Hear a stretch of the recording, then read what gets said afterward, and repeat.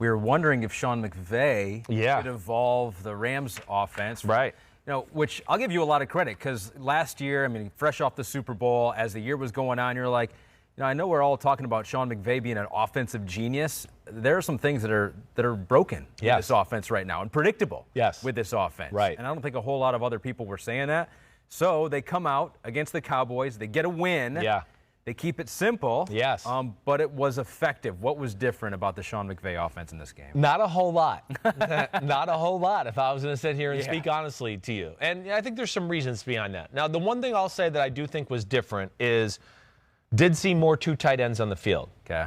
And they'd be crazy not to because I think their third receiver, Van Jefferson, he's still young and getting used to the NFL. So they want to keep Woods and Cooper Kupp on the field. Yep. And then I think their best 11 is when they have Higbee and Gerald Everett on the field. So Higbee played 89% of snaps. Yeah, not shocked. Van Jefferson was 45% of snaps. Okay, and then do you have Gerald Everett on there? How many? I don't have that. Okay, I'm not just like a walking dictionary of snap count. I was interested because I do think I can look it up. Well, we've always known how much they're 11 personnel team, and I would say still the game itself probably still had 70% 11 personnel.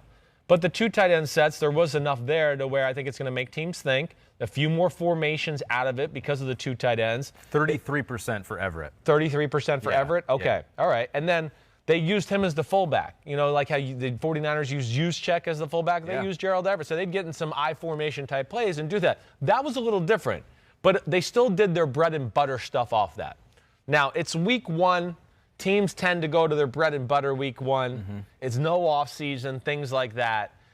And really, McVay won this football game for them overall, just with all his just easy completions and tricks he serves up. We've talked about it a little on Monday, but just the screens and the running back screens and the wide receiver screens and everything like that. I mean, as I sat there and watched the game, out of the 20 completions Jared Goff had, I truly mean this, and I'm not trying to say this as a knock. There was only two, like what I would call throws. He hit Robert Woods up the left sidelines. He hit him on a skinny post on the right side one other time. Everything else was pretty much what I would call a Sean McVay special. Yeah. Where it's just a lot of window dressing to go, here you go, one guy, here's the ball, make something happen. And they won the game with just his ability to chew up the clock, them control the football. He stays patient with the run, and they stay ahead of the chains on first and second down. So then they get in 3rd and 3, and it's like, well, I don't know what they could be a quick drop back pass, could be the speed sweep, they could run it, and then he can throw the screen game on that too. So it really makes them tough to defend. Dallas's defense was the issue in this football game more than anything when I came away watching the game. Just the inability to get stops, get LA off the field. They were just bled to death. They played very simple in the back end. But I think what I'm saying more than anything is I didn't see a lot different. I'm interested to see if it's a week one setup. For the Cowboys. No, or for the Rams, just to go, okay, we played with some personnel, we played some formations. It was week one, so I just did what we're best at, but I've been working on this other stuff. And I'm going to unveil that here because it just gave us one more week of practice and gets a wind under our belt. That does happen a lot. So we'll see if that happens here as we go forward. Yeah, a lot of the numbers were similar because no quarterback was helped out more by yards after catch than Jared Goff in week number one. He had 9.8 yards. All right.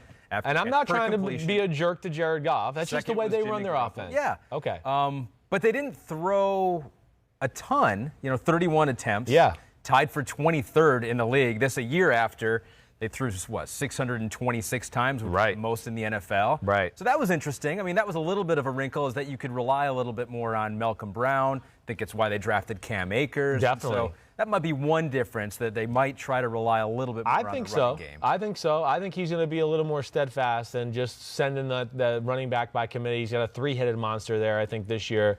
Yeah, he's going to stay patient. I think he knows enough at this point that that's his best way to play football. It sets up everything else that he likes to do with his offense. It takes a little pressure off Jared Goff to where he doesn't have to carry the offense because I don't think he's that type of guy. And also, in a game like this, especially early on, McVay and his ability to do that, it really helped his defense against a high-powered, really talented Dallas offense to where, the defense got to be fresh. be on the sidelines while the offense kind of worked over that Dallas defense. The Dallas defense, I think, was scared overall of what they might get from McVay, and they played very basic. I was shocked to see that. Mike Nolan is kind of known for his exotic defenses and things he does that way. But I think with week 1, all the movements, lack of a preseason game, he had a few young guys in there, Trevon Diggs at corner and things like that. I think he probably wanted to keep it simple. It gave them a fighting chance. It was just a lot of bending. They didn't break, but it was a lot of bending. Pete notes here. Yeah. Rams 12 personnel usage. Yeah, what was it? 1 running back, 2 tight ends. I don't know what it was this game, but first 8 weeks last season, it was 29th in the NFL, just 11% of the time. Yeah. So more than that. Definitely more than that, without a doubt. I would think this continues to be a point of emphasis for this football team, especially if they want to run the ball. I think it's going to create some matchups. Both of those tight ends can run and get open in the pass game too. And yeah, let's see how many plays they ran. So it was. So here was the trend. So even last year, so it was 11% of that 12 personnel usage in the first 8 weeks last season. Yeah. Last 8 games, it went to 32%. And then that's right around the range they were in week 1 here. So okay. It was a trend maybe we saw at the end of last season. Yeah, they're going to try to capitalize off that. Yeah, and we'll see. I'm going to have my eye on this for more things that McVay adds to the offense and all that. But we saw a little bit, and we'll see where it goes from here. So far, so good, but grade overall incomplete. You want to see more work. Yeah, I want to see more. I want to see more work. Okay. Exactly right. What about on Dallas? Yeah. On the Dallas side of it. Because this is an offense. You got Kellen Moore coming back. Right. Because the numbers said they were the number 1 offense last year with yards, and they did put up points last year. But we got a question here from Sean G. O'Reilly that says, great and mighty Chris Simms. Wow. So it's an automatic read at that point. No doubt. As you call him great and mighty, do that for me as well, and I'll read it 2 times. Do you really think that Kellen Moore is a good play caller? He goes, I don't see it. He doesn't know how to counter D-line pressure. He's predictable, runs on every first down, no creativity. Why are people so high on him? Yeah, I think he's good. Am I going to sit here and tell you he's great? There's moments where I go, ooh, that was a nice series of plays, how he tied that together. I like that. I mean, you can't be number 1 in the NFL in yards and be terrible. No, you can't. But a lot of it was some bullshit yards, too. We can go through the games and we start to go, look, they're down in this game. They have no chance. He ends up throwing for 300 yards against the Bears on a Thursday night, and he didn't throw for 30 yards in the competitive part of the football game. So I'm always wary of that. But nonetheless, you're right. It's still a lot there to like. He is good enough. They're finding their way, too, as far as what they want to do with Mike McCarthy and everything like that. I did see some creativity in some things. I'd like to see still more movement. I loved how they kind of did some of the, Michael Gallup, Amari Cooper, almost speed sweep Rams type stuff. And a little bit of the, same type of thing of, Kansas City where you see the guy, fake like he's about to do the speed sweep. He stops, and then he goes back out the same way he came from, right? We saw some of that. The screen game was certainly effective. But, yeah, do I still think I need to see a little bit more of a tying of plays together? And, again, not sure if I know what is it that's their identity.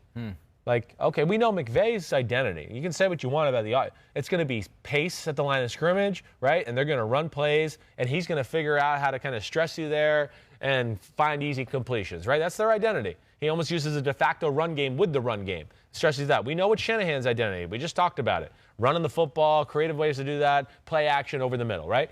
I don't know exactly what Dallas's is, so we'll see where it goes. What should it be? If you were Kellen Moore, what would you lean on? I would almost, with this group right here, I would lean on going Kansas City. I would go and I'd like to run the ball. We got Zeke Elliott, but man, we got so many weapons here. I'd like to have more moving parts like Kansas City Rams. Hey, speed sweep Amari Cooper. Hey, we faked the speed sweep Ezekiel Elliott. Oh, now we're in the shotgun. I got Ezekiel Elliott next to me. Amari Cooper's next to me. He goes in motion. We're attacking downfield. I just think it needs to be a little bit more wide open. I don't think they need to be like the old Dallas Cowboys and let's just we'll have one series we're going to smash mouth. And then the next series we're going to just drop back and pass. To me, it's still a little all over the place that way to where I just would like it to be tied together. But what if Jerry Jones is in your ears I want it to be smash mouth? Give Zeke the ball. Because he did look better in week 1. There's no doubt he looked better. And again, I told you before we started this, I kind of went over this game quickly. I didn't dissect the Dallas offense like I did the Rams offense. Rams got some playmakers on D, and you never like Aaron Donald to start week 1 is not fun for anybody, and he causes some issues. You know, there was a few times Prescott drops back and he can't set up or throw the ball he wants to because there's people around him, and it's scary that way. But we'll watch what they do here, and man, I mean Cooper looked good, CeeDee Lamb looked good. They just got to get him. They got to get some of these guys the ball in space more. I guess that's the thing that I'd like to see, and that's why I almost say the Kansas City approach. Sure. Blake Jarwin got hurt, the tight end got hurt, so they're not going to be able to play like power smash mouth football all the time. Hi, I'm Mike Tirico, and thanks for watching. Make sure to hit subscribe for the latest news and highlights from NBC Sports.